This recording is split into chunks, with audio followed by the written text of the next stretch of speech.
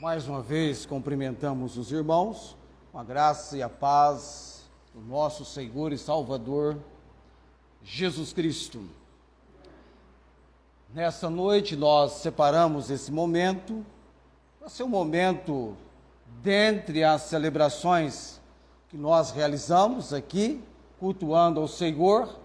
Esta volta-se para o fato que a promessa, entre tantas profecias chamadas messiânicas do Messias, da vinda do Salvador, desde aquela primeira de Gênesis 3,15, vindo depois para outros textos e mesmo livros proféticos, Deus, no tempo designado do seu propósito, a cumpriu.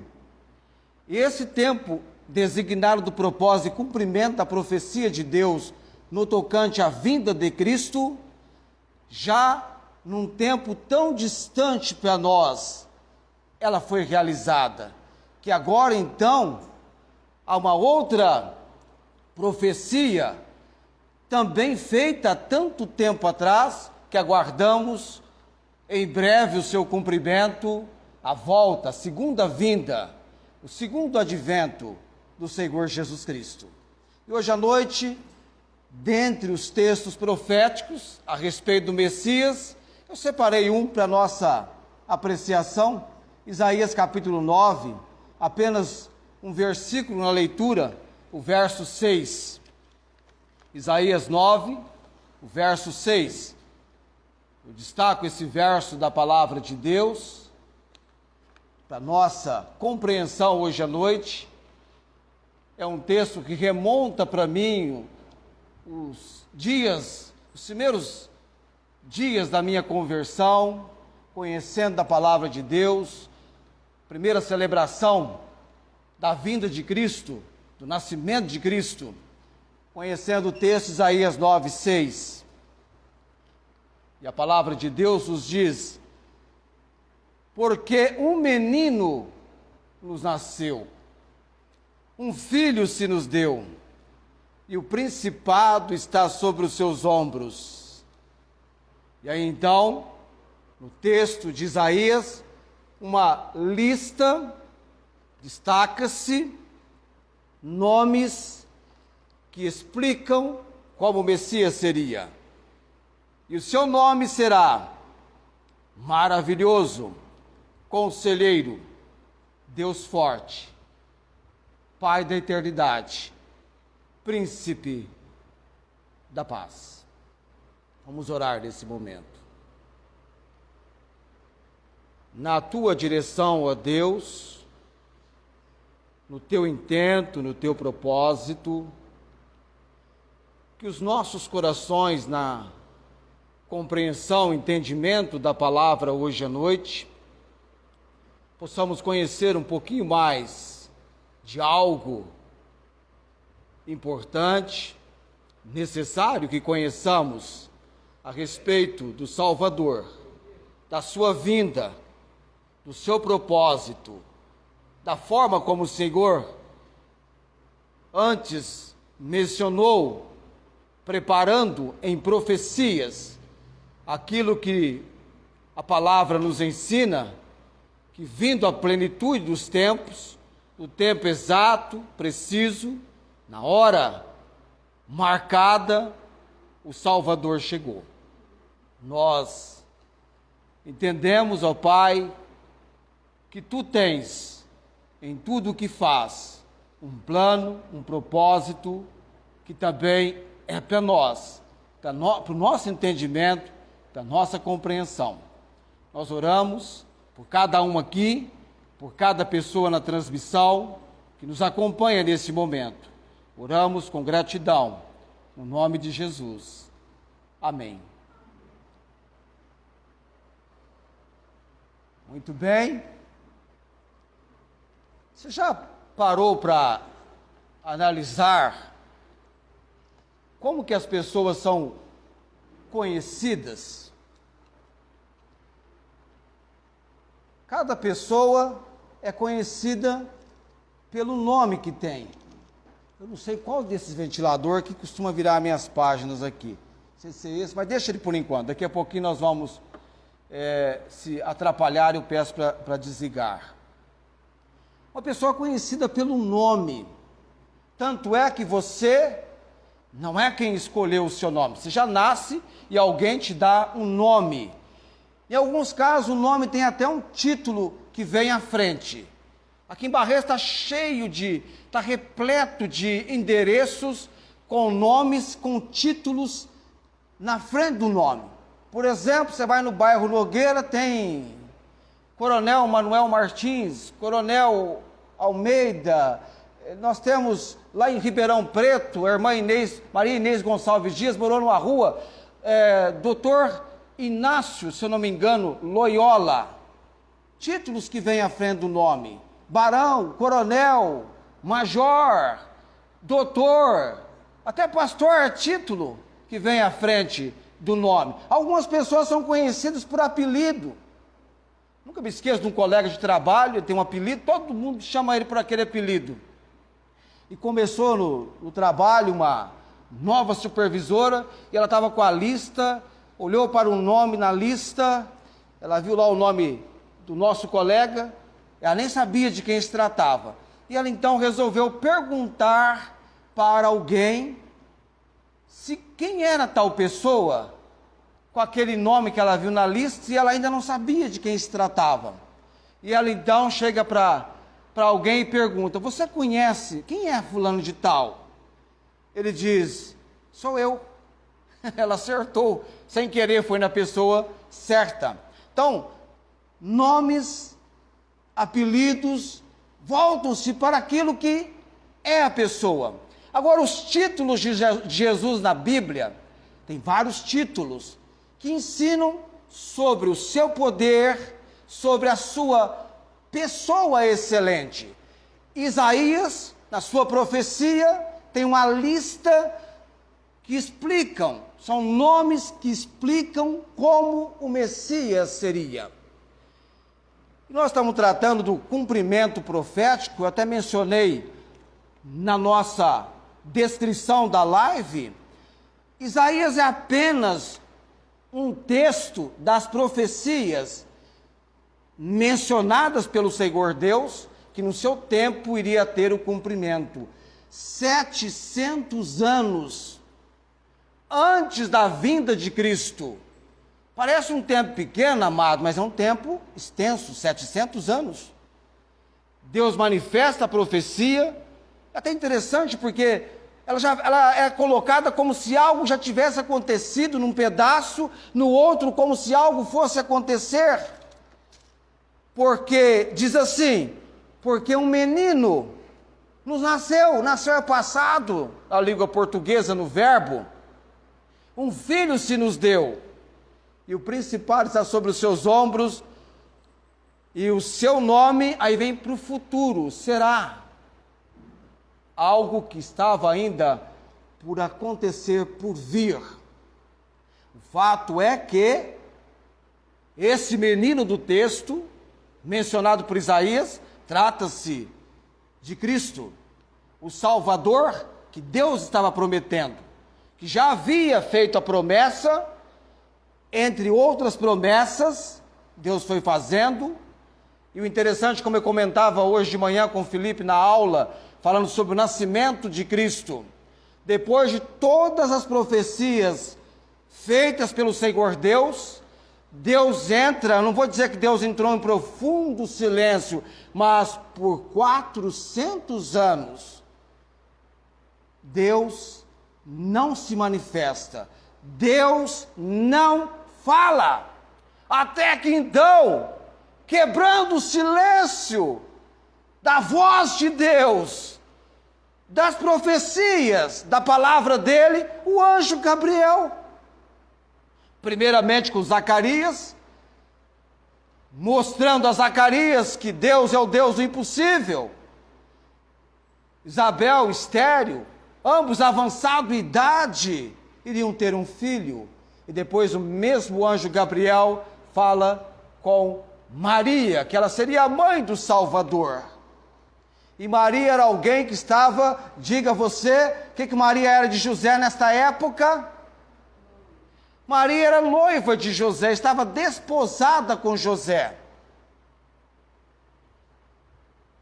Precisou do anjo falar com José. José, não temas receber Maria como tua mulher, porque o que nela está sendo gerado é do Espírito Santo. E nasce então um menino. E o nome desse menino? Maravilhoso. Algumas versões colocam maravilhoso conselheiro. Mas destaca-se Jesus maravilhoso. Nós teríamos que voltar lá no livro de Juízes, encontrar com um casal, os pais de Sansão. Você sabia que os pais de Sansão, a mãe de Sansão era alguém estéril? Não podia ter filhos? E por 40 anos, Israel estava debaixo do domínio dos filisteus. E Deus, no seu propósito, iria levantar um libertador cuja mãe era alguém estéril. E Deus comunica com aquela mulher, um anjo aparece para aquela mulher. Naqueles dias do Velho Testamento, ser visitado por um anjo significava duas coisas. Algo muito importante na sua vida aconteceria, ou então você iria morrer. E a mulher, então, quando tem a visão do anjo, o anjo fala com ela, que ela seria mãe, como deveria cuidar daquele filho, não comer algo imundo, não beber bebida forte, não cortaria o cabelo daquele menino, ele seria nazireu de Deus. Ela conta para o seu esposo, ele então fica desejoso de que o anjo também fale com ele, porque ele queria saber melhor como cuidar daquele filho que eles teriam. E o anjo, em dado dia, aparece novamente para a mulher. E a mulher corre, chama o seu marido. E ele vem e conversa com o anjo. E sabe o que ele pergunta para o anjo? Qual é o teu nome? Como você chama? Qual é o teu nome? E respondeu-lhe o anjo, lá em Juízes 13:8, e disse: por que perguntas assim pelo meu nome? Que é maravilhoso. Nos dias do Velho Testamento, como em Juízes, quem é esse anjo aqui que diz ser maravilhoso? Trata-se de Jesus na sua pré-existência, antes da sua encarnação. É a manifestação dele. Ele diz: por que perguntas pelo meu nome, que é maravilhoso?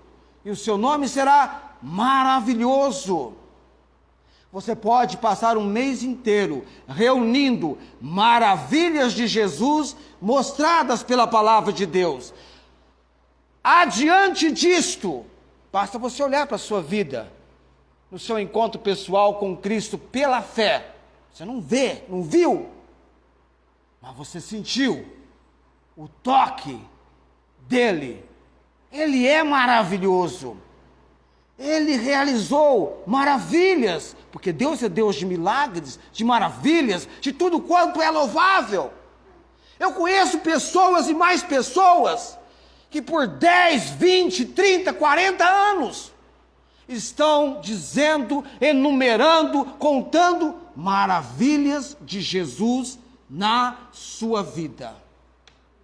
Nunca me canso de ouvir lá de Ribeirão Preto, a irmã Inês, as maravilhas de Jesus na vida daquela mulher, quando ela encontra com Jesus como seu único e todo suficiente Salvador, a situação que ela estava vivendo, um milagre de Deus na vida dela. Maravilhoso, maravilhas de Jesus. Te conhece profundamente, sabe o que te inquieta, o que te perturba, o que te transtorna, e a maneira de tratar com você é uma maneira maravilhosa. Quão maravilhoso é Jesus, meu Senhor, meu melhor amigo. na alegria ou na dor. Esse você pode contar com ele em qualquer momento, em qualquer circunstância ou situação. Ele é maravilhoso. Por quase 40 anos, eu tenho experimentado como Jesus, o Jesus da Bíblia, o Jesus Filho de Deus, o menino que nos foi dado, ele é maravilhoso. O seu nome será maravilhoso. Eu disse para Deus que o ano que vem eu vou começar a pregar sobre a vinda de Cristo no mês de novembro. Daria uma série de mensagens só no maravilhoso. Mas eu tenho que prosseguir hoje à noite. Conselheiro. Conselheiro. Nós temos um texto em Colossenses capítulo 2, verso 3. Colossenses 2, verso 3. Que diz a palavra de Deus a respeito de Cristo. Em quem estão escondidos todos, não alguns, não um pouquinho, não um certo número, mas todos, não se perde um sequer, todos os tesouros da sabedoria e da ciência. A palavra conselheiro, a palavra hebraica, Isaías 9, 6, significa avisar, consultar ou dar conselho. Para que alguém possa dar conselho, essa pessoa precisa ter um bom conhecimento da situação, essa pessoa precisa ir mais longe, conhecendo profundamente como resolver tal situação. O nome conselheiro aponta para a sabedoria de Cristo. E sendo sábio, ele pode nos avisar, dar conselho de tudo que nós necessitamos na nossa vida. Eu gosto de receber conselhos, conversar com as pessoas sobre situações que eu estou vivendo. A Bíblia diz que na multidão dos conselheiros há sabedoria. Com conselhos prudentes se faz a guerra, mas eu tenho, amado, e você também em Cristo, aquele em quem estão escondidos, reservado nele, todos os tesouros da sabedoria e do conhecimento. Ele conhece todas as coisas, ele conhece profundamente o ser humano, ele é o Deus Filho. No processo da criação, ele participou ativamente, ele te criou, ele nos conhece. E nós precisamos desse conselheiro, desse Cristo, que o nome, além de maravilhoso, é conselheiro. E é lendo, meditando na palavra de Deus, orando no nome dele, nós seremos abençoados nesse pormenor de sermos aconselhados. Já pensou você receber conselhos do Senhor Jesus? Através da palavra dele? Ele é conselheiro. Alguns dizem que é maravilhoso conselheiro. Eu separei, não há problema, mas nós precisamos de um conselheiro. E Jesus é esse conselheiro nosso. Ah, como que foi maravilhoso para mim ouvir na palavra, ou ouvindo da palavra, ou lendo na palavra, os conselhos do Senhor Jesus. Pessoas o procuraram para serem aconselhadas por ele, e foram aconselhadas. Jesus tem todo o conhecimento. O seu problema, a sua dificuldade, o seu transtorno, a sua inquietação, ele sabe exatamente, aliás, até permite que você tenha situações tais, para que você entenda que depende dele, para que você entenda que ele pode te colocar na direção certa. Jesus é conselheiro. Mais um outro título, mais um outro tributo ou atributo de Cristo no texto, Diga alguém, maravilhoso, conselheiro, Deus forte. Jesus é Deus, e por ser Deus possui autoridade, evidenciando sua divindade. Embora ele tenha encarnado e na forma humana, é mais ou menos como o poeta descreveu: eu sou o que não era. Jesus agora ele diz: eu sou o que não era, humano. Eu sou o que sempre fui. Deus, ele é Deus. Interessante, amados, que Jesus, como Deus forte, ele tem autoridade, ele tem poder.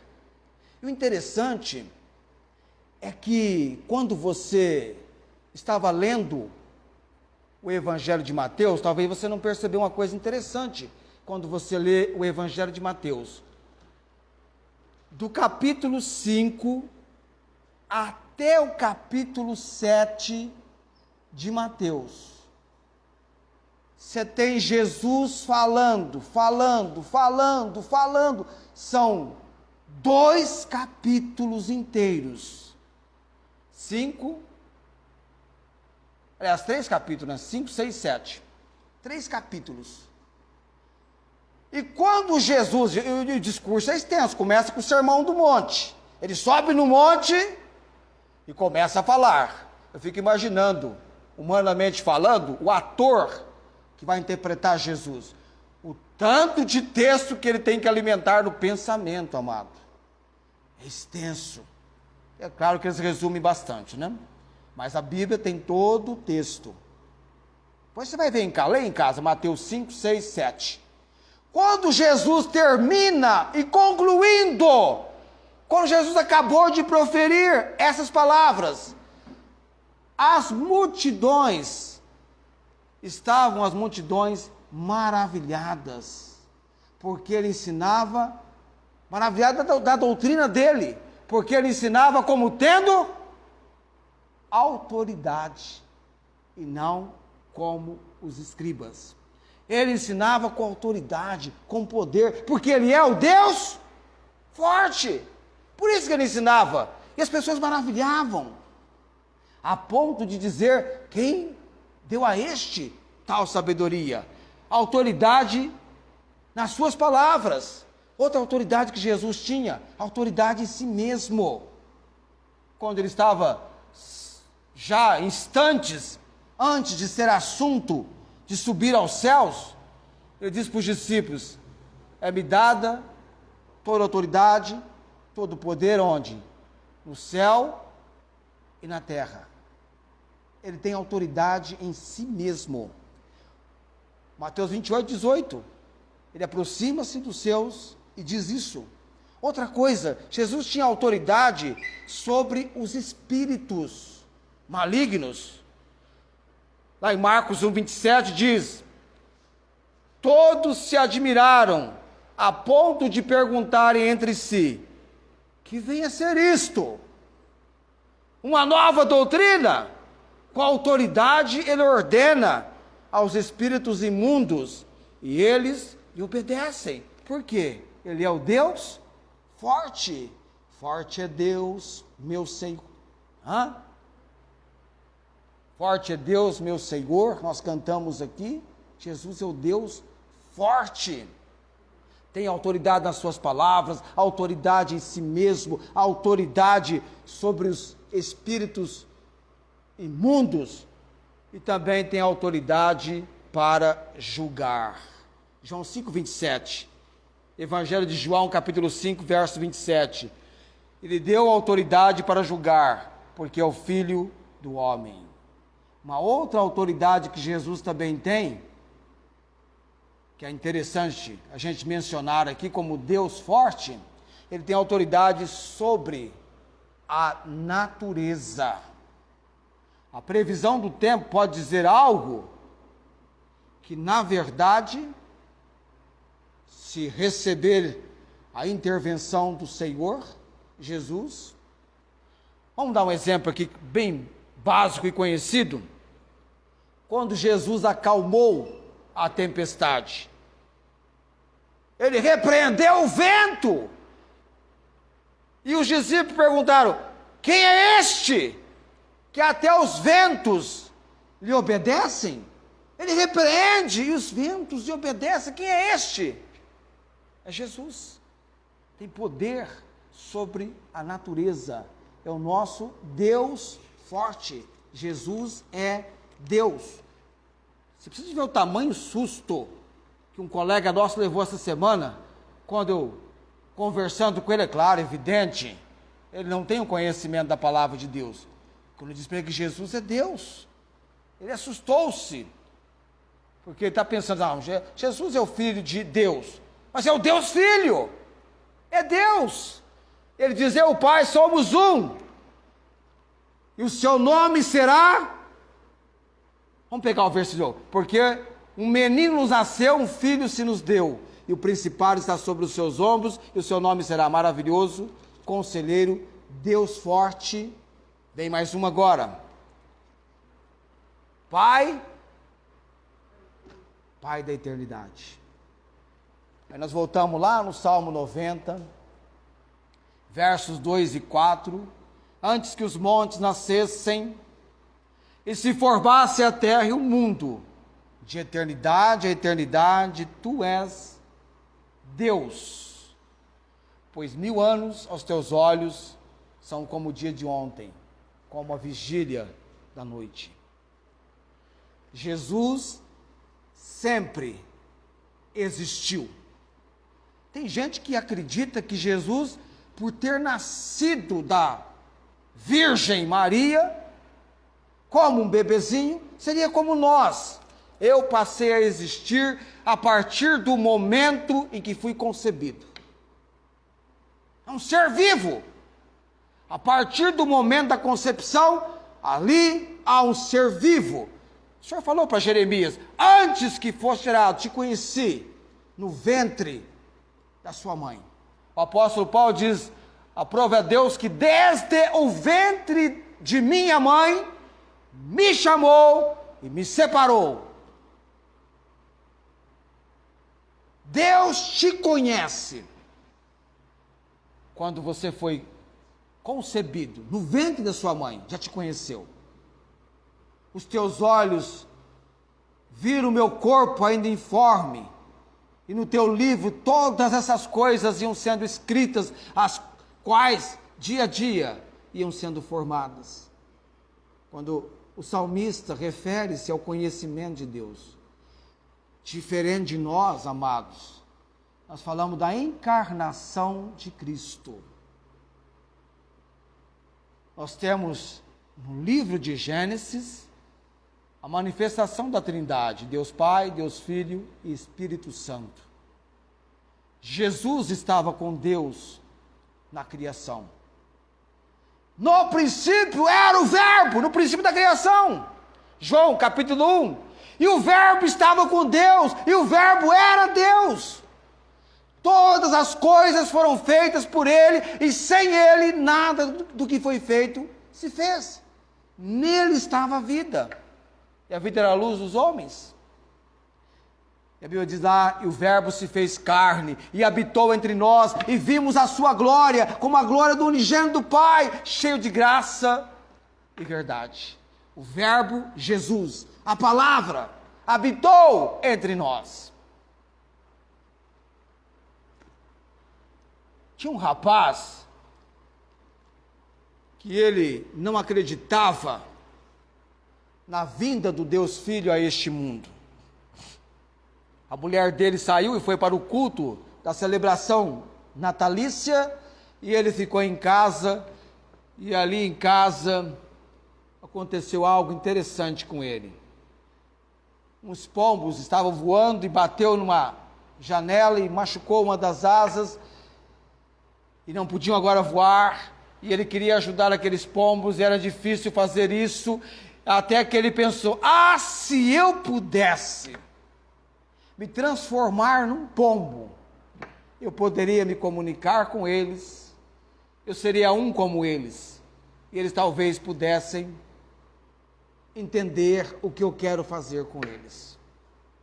Foi nesse momento que ele pôde entender o fato de Deus ter enviado Jesus, a identificação de Deus.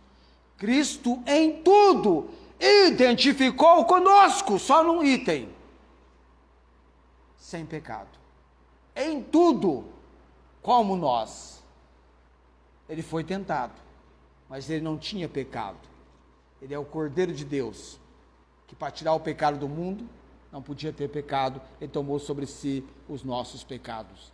Jesus sempre existiu, ele é antes de todas as coisas. Colossenses 1,17 fala sobre isto. Ele é o Verbo que se encarnou, de João 1,14, e na sua ressurreição, porque embora tenha entregado o seu corpo à morte, e essa morte foi confirmada, ele ressuscitou, e ele está à destra do trono de Deus. A morte não venceu. Ele já existia, existe e sempre existirá. Amém? Ele é Pai da eternidade. Você pode marcar, delimitar um tempo na eternidade? É sem fim. Se eu estava conversando com um colega que eu estou evangelizando-o, eu disse para ele: todas as pessoas que já morreram, incluindo o pai dele, um dia participarão ou da primeira ou da segunda ressurreição, mas ninguém escapará das ressurreições. Mas a Bíblia diz: bem-aventurado aquele que participa da primeira, neles não terá dano a segunda morte. E a Bíblia fala de uma eternidade que poderá ocorrer no céu ou no inferno. O inferno foi criado para o diabo e seus demônios, e Deus, Jesus Cristo diz: na casa de meu pai há muitas moradas, eu vou preparar lugar, tem lugar para todo mundo no céu, mas é preciso pegar o caminho, entrar pela porta estreita, aceitar Jesus, recebê-lo como seu único e todo suficiente Salvador. Bondade nossa, mérito nosso, não nos leva para o caminho é Jesus, é obra dele, mérito dele. O único fato da nossa parte é reconhecer que o nosso pecado nos separa de Deus, e admitir: eu sou pecador, eu preciso de Jesus como meu Salvador, e invocar o Senhor Jesus como seu único e todo suficiente Salvador. Último nome aqui na nossa lista: maravilhoso Conselheiro, Deus forte, Pai da eternidade, Príncipe da paz. Colossenses capítulo 1, verso 20, eu leio para você, você aqui, você da transmissão. Você não tem ideia, amado, eu falei para o Felipe hoje de manhã, eu não sei agora exatamente a quantidade de pessoas com as quais eu estou pregando a palavra de Deus. Eu só vejo gente chegando para mim dizendo assim: ó, estou te ouvindo, te ouvi. Alguém veio conversar comigo na segunda-feira que nem tinha noção que tal pessoa estava acompanhando a transmissão da palavra de Deus. Então eu começo a entender que estamos pregando daqui até os confins da terra. O evangelho vai chegar aos confins da terra, já chegou, está nos confins da terra. Alguém agora lá nos Estados Unidos, eu tenho contatos lá, pode, está nos acompanhando nos Estados Unidos, outros países, depois vai para o YouTube, fica aberto, é público, o mundo inteiro. Colossenses 1:20, havendo feito a paz pelo sangue da sua cruz, falando de Jesus, por meio dele, reconciliar-se consigo mesmo todas as coisas, quer sobre a terra, quer nos céus. Em João 14, verso 27, eu gosto desse versículo, Jesus nos dá a verdadeira paz. A minha paz vos dou. Não vou lá dou? Ele não dá a paz como o mundo a dá. A paz de Jesus é uma paz completa. E o shalom, que significa paz, é paz no sentido completo, sem faltar em nada. Sim, em Jesus existe paz. E nós precisamos da paz de Jesus.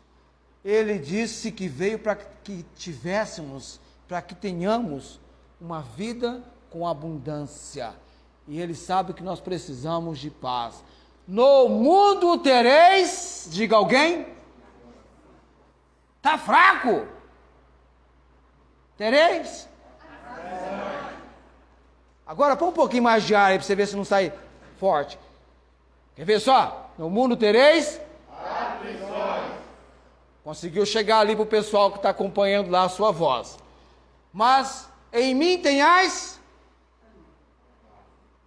ânimo. É ânimo, viu? Eu venci o mundo. Pegamos pelo menos um. Mas Jesus leva-nos à paz. Leva-nos à paz. As pessoas podem não compreender você, não entender você, mas Jesus te compreende, te entende. E Ele fala com você. Ele ama você. Ele quer ser o seu Senhor, o seu Salvador. A coisa mais preciosa é quando Jesus diz: eu vim para servir e não para ser servido. Ele se fez servo. Ele serve. E nós aprendemos com Ele a servir. Servir uns aos outros. A vida cristã é a vida de Cristo em nós. Existe uma conduta chamada conduta cristã, que nada mais é do que a conduta de Cristo em você. O Espírito Santo, o Consolador, todo o recurso necessário para que nós aqui hoje à noite, o pessoal do passado, nós muito mais do que eles, porque nós estamos vivendo, amados, a consumação dos séculos. Já estamos mais próximos da segunda vinda de Cristo do que quando os acontecimentos registrados na Bíblia estavam em evidência no primeiro século. A Bíblia diz em Hebreus que ainda um pouquinho de tempo que há de vir, virá. Nós estamos esperando Jesus. Agora, todo o recurso necessário para que você possa viver a vida cristã, ainda que os dias sejam dias e tempos maus, nós temos aqui na Bíblia, na palavra de Deus. É uma guerra, amados. Eu não sei quantas hostes espirituais, dia após dia, batalham para que você não tenha tempo para Deus na sua vida, para que você não tenha tempo para ouvir a voz de Deus. Vivemos uma época de tanto recurso, de tanto avanço tecnológico que está em meio à palavra de Deus. E ainda assim, é a época que nós mais dizemos: não tenho tempo. Eu imagino que tem pessoa que só almoça uma vez por semana. Nem janta, não dá tempo. Nem janta. Não, não é assim, né?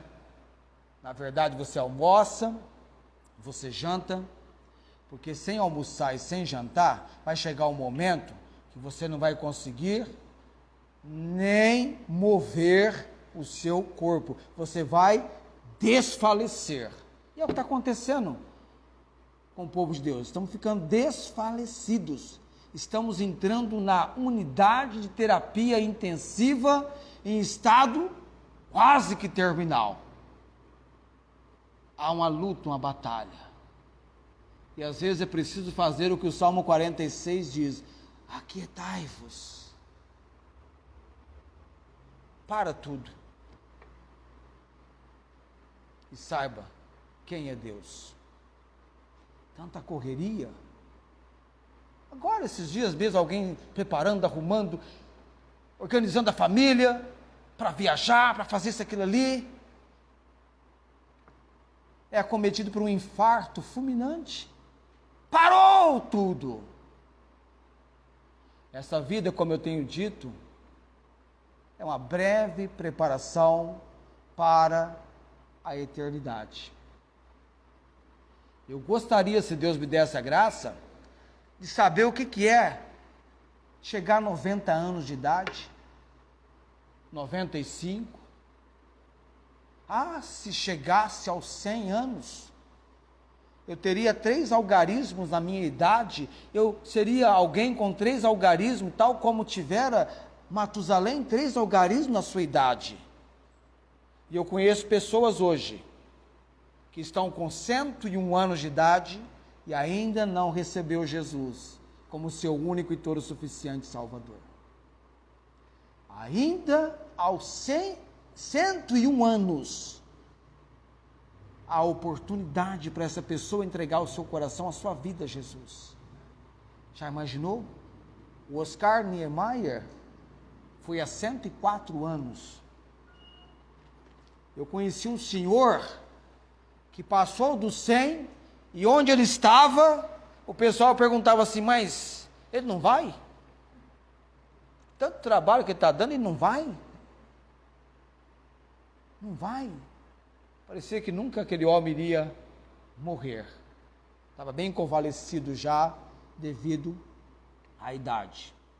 Mas quando eu penso, amados, por causa desse menino que nos foi dado, por causa desse menino que nasceu, por causa desse Salvador chamado Jesus, ainda que eu não chegue a 90 anos, ainda que eu não chegue a 100, mas quando ele voltar, e breve ele voltará, e soar a última trombeta, a trombeta de Deus vai soar, e os que morreram em Cristo ressuscitarão primeiro. Depois nós que estivermos vivos, iremos subir a encontrar o Senhor nos ares. Eternidade! Tantos acontecimentos que vão envolver esse momento e o tempo, sem dizer que tem 1000 anos para reinar com Cristo aqui na terra. Depois do encontro dele nos ares, ele vai realizar o casamento com a igreja e vai, depois das bodas do Cordeiro, voltar, pisar na terra. Agora então, não mais como viera da primeira vez, ele vem para julgar, ele é o juiz. Ele vai reinar por 1000 anos na terra. Quando nós pensamos nisto, a morte é apenas uma passagem. Não é morreu, acabou. Depois dessa vida, há uma eternidade para todos. O homem tem alma, espírito e corpo. Morte é separação. Entrou na eternidade com o espírito e a alma, está aguardando o corpo, vai ter um corpo. E a Bíblia diz que o corpo do crente será um corpo incorruptível, que não se corrompem.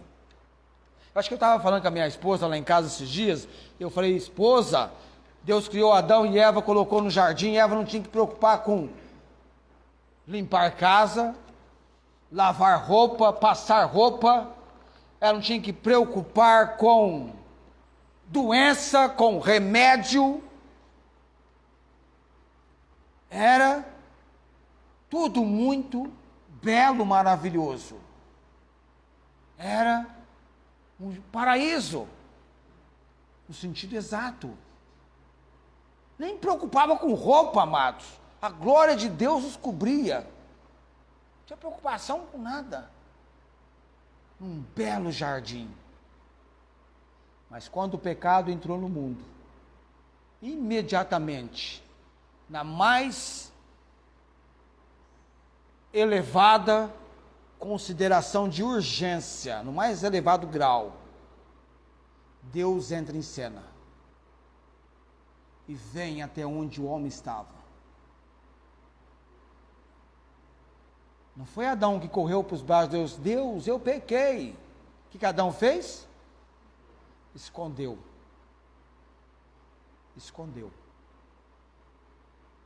Mas Deus o procurou, Deus o encontrou, Deus tratou com o pecado de Adão, Deus deu-lhes vestes, matou o cordeiro e prometeu que da descendência da mulher ele enviaria o Salvador. Ali, a profecia fora feita. E Deus cumpre a sua palavra. Ele tem cumprido a sua palavra. O que Deus prometeu para você, Ele vai cumprir. Deus prometeu te abençoar. Você está debaixo das bênçãos de Deus, você será abençoado. Vamos colocar em pé nesse momento. Eu vou encerrar agora a transmissão. Agradeço a todos quantos do outro lado de onde eu estou. Eu não posso estar onde você está, mas Deus está onde você está. Não há um lugar sequer que você possa se esconder de Deus. Deus nos conhece, Deus nos vê. E só estamos aqui hoje à noite porque Ele nos trouxe a este lugar, nos deu a condição de chegarmos aqui hoje à noite. Vamos orar nesse momento. Obrigado, Senhor Deus, pelas descrições da Tua palavra sobre Jesus. Toda a palavra da profecia do Senhor se cumpriu na primeira vinda de Cristo. Todos os detalhes. Ó Deus, obrigado pelo conhecimento que tem chegado até nós. O Senhor usou missionários americanos. Estes também foram evangelizados por missionários estrangeiros. A ordem da pregação do Evangelho, que começa com o fato que Jesus morreu pelos nossos pecados, foi sepultado, e ao terceiro dia Ele ressuscitou. Ó Deus bendito, eu creio que há pessoas entre nós que ainda não invocaram o Senhor Jesus como seu único e todo suficiente Salvador.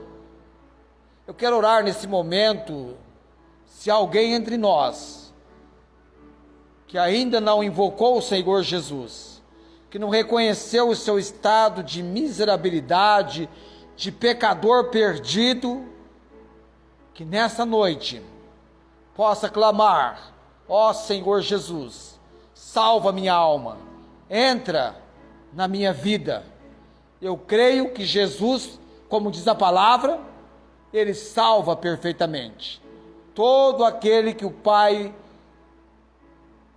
diz Ele, me dá, virá a mim. E o que vem a mim, diz Ele, de maneira nenhuma o lançarei fora. Pai bendito e eterno, que seja esta noite em que celebramos a vinda de Cristo, também a vinda de Cristo para habitar pela fé no coração de mais um pecador arrependido, reconhecendo ser Jesus o caminho, a verdade e a vida, aquele que o leva ao encontro do Senhor Deus. Eu oro por todos nesta noite aqui, ó Deus, por aqueles que estão nos acompanhando na transmissão da palavra, sobre eles o agir do Senhor. No nome de Jesus eu oro nesse momento com gratidão. Amém. Assentai-vos.